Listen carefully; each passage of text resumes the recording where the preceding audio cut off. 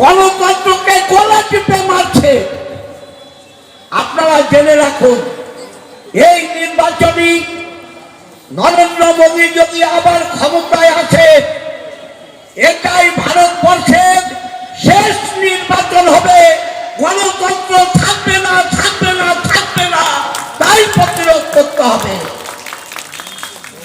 শুভেন্দু কি বলবে? তো বড় চোর, মমতা চোর, ওর ভাই বাবা সব চোর, সব বাবা ভাই সব চোর, আর সব কটা বেঈমান। কল্যাণ ব্যানার্জিকে শেখাচ্ছে ভারতবর্ষের গণতন্ত্র, বলছে বড় লয়ার, অনেক বড় রাজনীতিবিদ, তিনবারের সংসদ।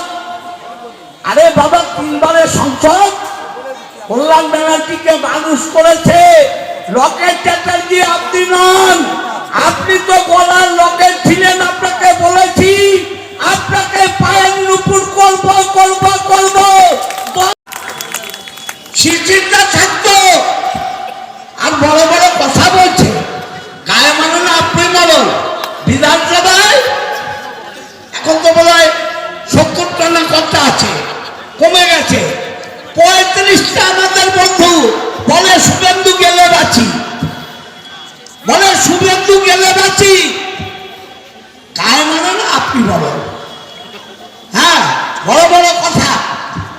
আমি আপনাদের বলছি, বলল কি বলেছে? এবার লোকসভায় শ্রীরামপুর থেকে দিল্লি যাবে নাকি ওদের লোক, সেগুলো বালি গাছে কাটাল গোপাতে। ভালো করে শুভেন্দু গোপ রাখো। ও গোপ তো রাখে না মেয়েদের ভয়ে, ও মেয়েদের ভয়ে গোপ রাখে না। কারণ গোপ রাখলে যদি মেয়েরা ধরে টানে, ও তো মেয়েদের গায়ে হাত দিতে যাবে, বলে দরজা দরজা। কেন বলে আমি আর সেটা বলবো না, করলাম না আছে কেন বলে আমি বলবো না। তাই আমি বলছি, কল্যাণ ব্যানার্জি শ্রীরামপুরে আবার 3 লক্ষ ভোটে জিতবে, জিতবে, জিতবে, মানুষের ন্যায় জিতবে। বেঈমানদের কথা না। चप्पू को साथ लाओ, फिर हम हैं, उसको बात कौन बनाती है? पहले पप्पू को साथ, पप्पू को बात मैंने है, उसको बात कल्याण बनाती। ठीक है, मेरा एक हमारा फुटबल खेला আছে, আমি কল্যাণদার ভয়ে সব ছেড়ে চলে এসেছি। হ্যাঁ, শুভেন্দু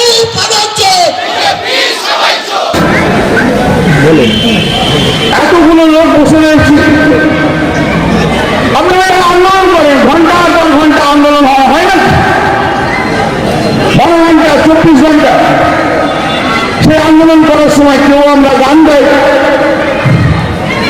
কেউ আমরা কৌতুক করি, তো সেরকম একটা বিমিক্রি করেছে। তো আমি তো বললাম রাজ্যসভার চেয়ারম্যানকে, আমি তো মেম্বার নই রাজ্যসভার চেয়ারম্যান কি করে করে, আমি কি করে জানি? আর আমি রাজ্যসভার টিভি দেখি না, আমার টিভি দেখার সময় খুব কম। আমি ওদের মতো নই যে শুধু টিভির সামনে বসে থাকি। আমার অনেক কাজ করতে হয়, অনেক মেহনতি মানুষের জন্য কাজ করতে হয়, অনেক গরিব মানুষের জন্য কাজ করতে হয় টিভি দেখার সময়। তো আমি কি করি? যাই হোক, আমি বললাম এটা করলাম,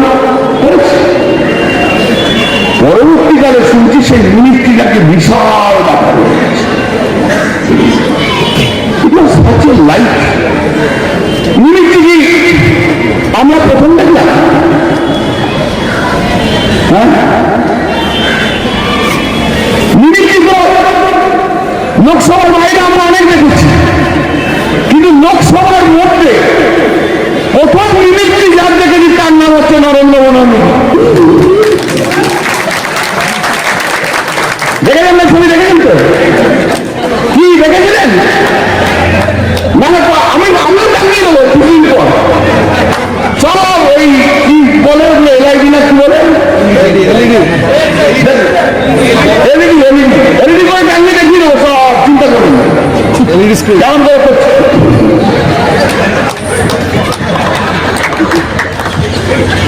করেছেন তো? উনি করেছেন তো? আমরা তো সেদিকে বসে মানে হাসছি। ঠিক আছে করছেন, এনজয় করছে, আমরা তো কোনো এক্সেপশন নিই, ব্যতিক্রম নিই। হিউম্যানাসলি নিয়েছি, লাইটটা স্পোর্টিংলি নিয়েছি। আমরা তো কোনো কথা বলিনি, কোনোদিন কোনো কথা বলিনি। কল্যাণ ব্যানার্জি ও একটা জাত মাতাল। হ্যাঁ, তো মানে জাত মানে আমি স্ট্যান্ডার্ড বলেছি। হ্যাঁ, তো আর সেটা আমরা বলিনি, ওটা আকাশ ব্যানার্জি বলেছিল, অভিষেক ব্যানার্জির ভাই। মাতাল তোমায় জানতে হবে, আগামীকে মানতে হবে। মনে আছে কুশপুত্তলিকা দাহ? মনে আছে? এই লোকটা এটা মাঝে মাঝেই লুস্টক করে, এই লোকটা এটা মাঝে মাঝেই লুস্টক করে। এই লোকটা মা দুর্গা সামনে গিয়ে হাউ হাউ করে কাঁদে, আর মায়ের স্টেজে দিলে তাদের গাল টেপে। এই লোকটা বুদ্ধদেব বাবুকে বলেছিল যে লন্ডনে বসে মানে কি আর বলবো, সহজ কথা ভাবে বলতে বলতে হয়, মদ এবং নারী সঙ্গে তার বিরুদ্ধে খুঁজেছিলেন। এই লোকটা এরম কাজ করবে না তো আর কে করবে? আর তৃণমূল না করলে কে করবে? তৃণমূলের রাষ্ট্রপতির তোমায় দেখতে কেমন বাবা বলেছিল কে? ওদের মন্ত্রী। সাংসদ পিছিয়ে থাকবে, এটা হয়? সাংসদও করে দিয়েছে উপরাষ্ট্রপতিকে। হ্যাঁ, এটা খারাপ নয়, তৃণমূলের থেকে এটা এক্সপেক্টেড। হ্যাঁ, এটাই তো তৃণমূল। হ্যাঁ, আপনি দেখবেন, হ্যাঁ, এই মালটাল খেয়ে আছে ওখানে, ঠান্ডা এমনিতেও শীতকাল, পার্লামেন্টে, তারপরে ভেতরে কাজ নেই, বাইরে বসে গুলতানি এইসবই করবে। মানে এই ধরনের অর্বাচীনেরা কি করে পার্লামেন্টে যায়, আমি এটাই ভাবি। আমি সেই মানুষগুলোর কথা ভাবি যারা বারবার দেখে তাও এদের কেন ভোট দেয় কিভাবে।